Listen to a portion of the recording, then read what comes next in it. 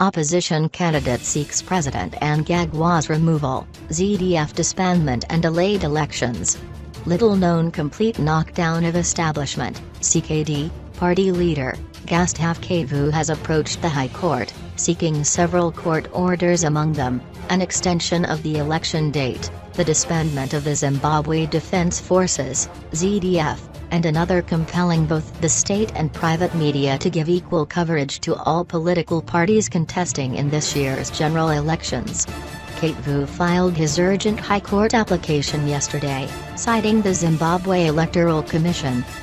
and the ZDF as co-respondents, adding the country's constitution was usurped in November last year when President Emmerson Mnangagwa assumed power with the backing of the military. Mnangagwa, having ascended to the presidency of Zimbabwe on the basis of military events, movements or deployments and not by popular vote, lacks the mandate or authority to call for elections and or perform the electoral duties of a president as dictated by the Constitution relating to the role of president in elections, he said.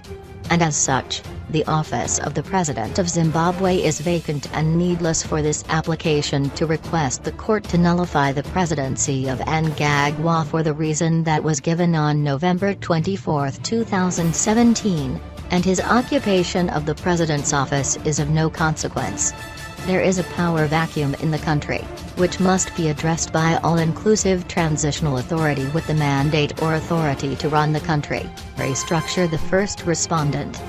and, thereafter, at an agreeable date, call for elections or invite the United Nations, UN, to administer elections for Zimbabwe. Kativu also challenged chairperson, Priscilla Chigumba's appointment, arguing that the appointing authority, Mnangagwa, was not properly in office. There is indisputable link or affiliation of the ZDF to ZANU-PF party, which originated from the liberation struggle, which must be annulled by the second respondent, ZDF, for the reason that ZDF is a national army and not a ZANU-PF party's political militia. And if the ZDF cannot be delinked or de-affiliated from ZANU-PF party, then the current politically biased ZDF must be demobilized or disbanded to pave way for a new and neutral ZDF without any political bias, which shall be made to swear to defend all political movements in the country as part and parcel of Zimbabwe, the presidential candidate said.